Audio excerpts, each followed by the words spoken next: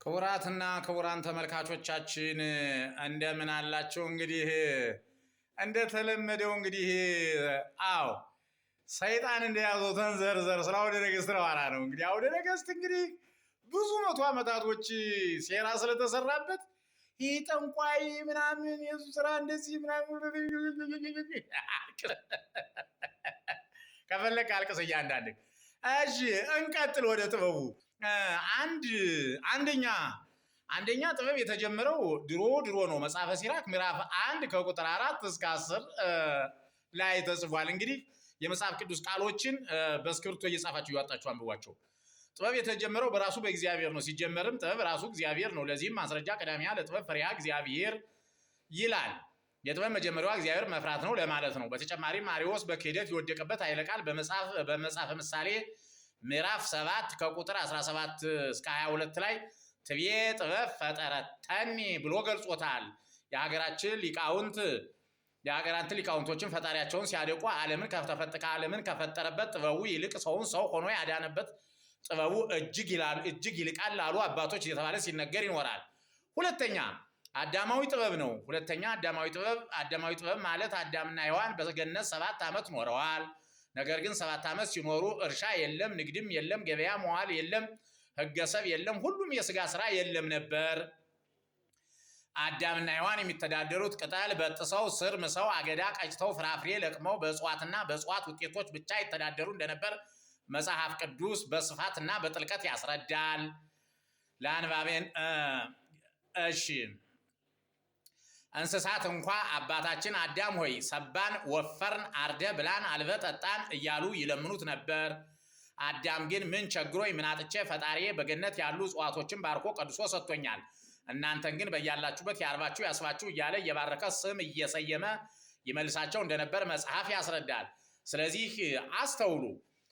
የእጽዋት ውጤቶችን ማለትም ስርን፣ ግንድን፣ ቅርፍቱን፣ ተቀጽላውን፣ ቅጠሉን፣ ፍራፍሬዎችን፣ አበቦችን፣ ቀንበጦችን እኛ የሀገር በቀል አዋቂዎች ባለሙያዎች ስንጠቀምባቸው ብቻ ነው እንዴት ኃጢአትና ጥንቆላ ሊሆኑ የሚችሉት? እንደዚያ ነው የምታስቡት ወገን? አይደለም። እንግዲህ ለምን ስር ማሽ ቅጠል በጣሽ የሚለው የስድብ እርግማን ሊሆን ቻለ ካልን ይሄ ለመቶ ዓመታት የተሰራው ሴራ መሆኑን በግልጽ ቁልጭ አድርጎ ያሳየናል። መልሱን ለአንባቢያን ትቼዋለሁ። ኃጢአት የሚሆነው ምድራዊ ጥበብን ለክፉ ነገር ካዋል ነው ብቻና ብቻ ነው። ሶስተኛ አባቶቻችን መሰረታዊ እውቀት እንዲሁ እንደ ዛሬው ዓለም ባልሰለጠነበት ዘመን፣ ሕክምናን በሌለበት ዘመን፣ ስልጣኔ ባልነበረበት ዓመተ ዓለምና ዓመተ ምሕረት ሌላ አእምሮ ያላቸው አባቶቻችን በሀገር በቀል እውቀት ከፈጣሪ በተሰጣቸው ጸጋ ህዝባቸውን ወገናቸውን ሲያገለግሉበት የነበረ መጽሐፍ ዋነኛው አውደ ነገሥት ነው። እደግመዋለሁ። ማን ነው? አውደ ነገሥት ነው። አውደ ነገሥት ወፍቃሬ ከዋክብት ወሁልቆ ፊደላትም ይባላል። ይህ እንደነበር እንግዲህ ማን ነው የዚህ የታሪክ መዛግብት በቂ ማሳያና በቂ ምስክር ሆነው ይገኛሉ። የሀገር በቀል እውቀታችንን የሕክምና ስርዓታችንን ጥንተ ጠላቶቻችን ምዕራባውያን የራሳቸውን የኬሚካል መርዛማ መድኃኒትን ወደ አፍሪካ ለመበተን በተለይም ወደ ምስራቅ አፍሪካ እንደ ኢትዮጵያ፣ ኤርትራ፣ ሱዳን፣ ኬንያ፣ ግብፅ ወደ መሳሰሉት ሀገራት ሰው ሰራሽ የፍልስፍና ኪኒናቸውን ለመሸጥ ስለፈለጉ፣ ስለዚህ መጀመሪያ የኒህን ምስራቅ አፍሪካ ራሳቸውን የተፈጥሮ እውቀት መበረዝና ጭራሹን ከምድረ ገጽ ማጥፋት ስለነበረባቸው ዘመቻውን ብለው እንደጀመሩት የሳጥናኤል ጎል ኢትዮጵያ የተሰኘው መጽሐፍ ያው ምስክር ሆኖ ይገኛል። ይህንንም ዘመቻ በማጣጣል ከሃይማኖት ጋር የሚጋጭ በማስመሰል በማንቋሸሽ ስር ማሽ ቅጠል በጣሽ ጠንቋይ መተት ድግምት በማለት ሀገር በቀል እውቀታችንን ለማጥፋት ለብዙ መቶ ዓመታት ዘመቻ ሲያደርጉብን፣ ሲገድሉን፣ ሲያገዳድሉን፣ ሲጨፈጭፉን መኖራቸው መፍትሄ ያልተገኘለት እውነታ ከሆነ ውሎ አድሯል። ነገር ግን ወደዚች ምድር ያመጣን ፈጣሪ ዓለማት ኢየሱስ ክርስቶስ ስለሆነ ጠላቶቻችን እንዳሰቡት እኛን ማጥፋት አይቻላቸውም።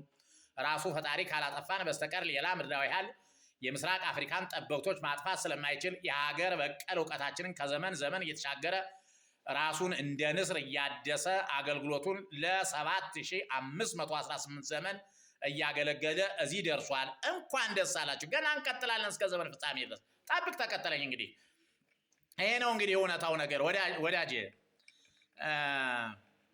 ይሄን እንግዲህ ነገር ግን አሁንም ጠላቶቻችን ተላላኪዎች ይህን ጥበብ ያስኮንናል፣ በፈጣሪ ዘንድ የተጠላ ነው፣ ባዕድ አምልኮ ነው፣ ጥንቆላ ነው እያሉ በአውደ ምሕረቱ በየአደባባዩና ባገኙት አጋጣሚ ሁሉ የጌቶቻቸውን ተልእኮ ለመፈጸም ሲታትሩ ሲደክሙ ሰውን ሲያደነቁሩ ይውላሉ። የሚገርመው ደግሞ ትናንትና ከትናንት ወዲያ የመጣውን ዘመናዊ ሕክምና አያስኮንንም ይላሉ። ኮንዶም መጠቀም አያስኮንንም ብለው ይሰብካሉ። ኮሮና ቢመጣ ደግሞ ከፈጣሪን ክደው አፋቸውን በጭንብል የሸፈኑ እነዚህ ገራሚ ወገኖች ናቸው። አረ እንዲያውም አሁን ደግሞ ዘመናዊ ሕክምና ሆስፒታሎችን፣ ክሊኒኮችን፣ ፋርማሲዎችን በአብያተ ክርስቲያናትና በመስጊዶች በሌሎችም የእምነት ተቋማት ግቢ ካልተከፈቱ እያሉ የጽድቅ ገበያ ለማድረግ ዳዴ እያሉ ነው። አንባቢያን ወይ ካዲያ ማን ነው የሚያስኮንን? ሀገር በቀል እውቀት በሀገር በቀል እውቀት የተገኘ ከእምነት ተቋማት ውስጥ ነው።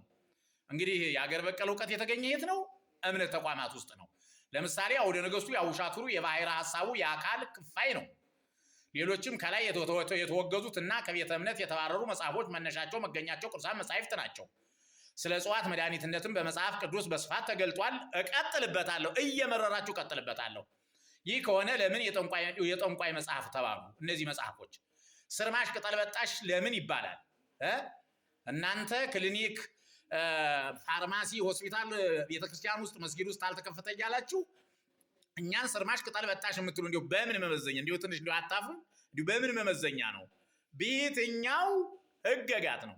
እንዲሁ በጣም እኮ ነው የሚያሳዝነው በእውነቱ ሲሆን እንግዲህ እንዲሁ መልስ እዚህ ላይ እኔ አልደረድርም። መልሱን ለእናንተ ለአንባቢያን ትቼዋለሁ። ወገን ሆይ በእውነት በጣም ነው የሚያሳዝነው። እውነታው ነገር ዘመናዊ ሕክምና ሆስፒታሎች የሚጠቀሙት መድኃኒት ከሁሉም እጽዋት ክፍሎች የተቀመመ ነው።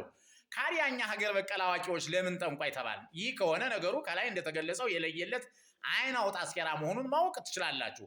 ከሀገር በቀል እውቀትና ከዘመናዊ ሕክምና ማን ይሻላል ከተባለ የሚሻለው የሀገር በቀል እውቀት ያለበት ሕክምና ብቻና ብቻ ነው። እንዳለመታደል ሆኖ እንጂ ሁለቱም መጎነጃጀሉን ወደ ጎን ትተው በትብብር በጋራ ቢሰሩ ውጤታማ የሆኑ ነበር።